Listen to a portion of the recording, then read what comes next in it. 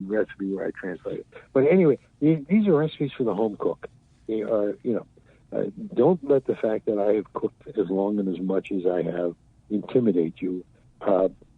Jennifer calls me a chuff. She says, I'm not a chef because I don't have the formal training, but I'm more than a cook. So I'm a chook. And that's what it is. It's these are my favorite words in cooking are to taste, which means do whatever you want if it tastes good. Use your own judgment. Don't be intimidated. Don't say I hate to cook. I can't cook. I'm scared of cooking.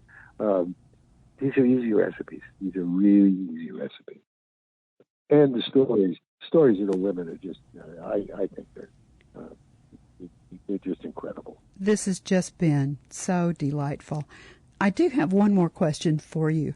When the listeners go out and buy a copy of the book, either on your website or from the publisher or from Amazon, wherever they get their copy, and they go through and they read the stories and they use the recipes and they've sort of read the last chapter of the book and they close the back cover, is there something else you want them to take away besides the fact that there are delicious recipes and wonderful stories?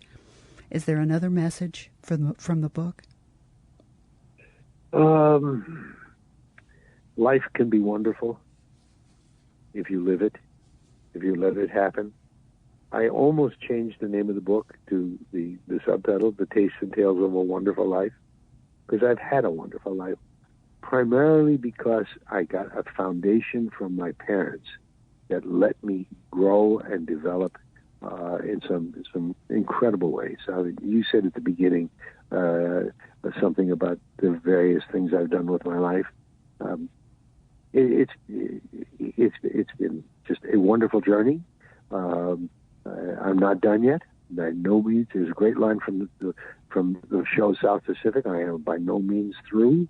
And I guess that's the message, that live life to its fullest.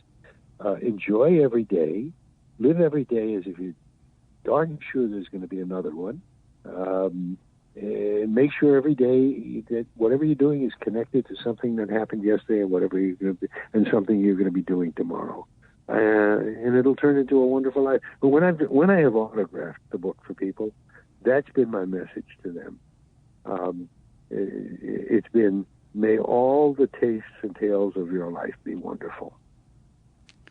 Well, you, my friend, are wonderful. This has just been so much fun. I have enjoyed our time together so much. Thank you so much, Larry, for spending so much time with us today on Books on Air. It's just been a pleasure.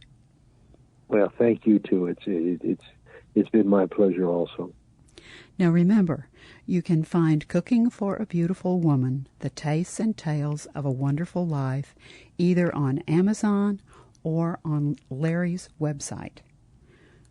You've been listening to the Books on Air podcast, brought to you on webtalkradio.net. You can also hear this podcast on Spotify, iHeartRadio, Apple Podcasts, as well as Stitcher. I'm Suzanne Harris, and I hope that you'll join me for the next Books on Air podcast, because remember, you never know who's going to be here, and you never know what we're going to talk about. Thank you so much for listening.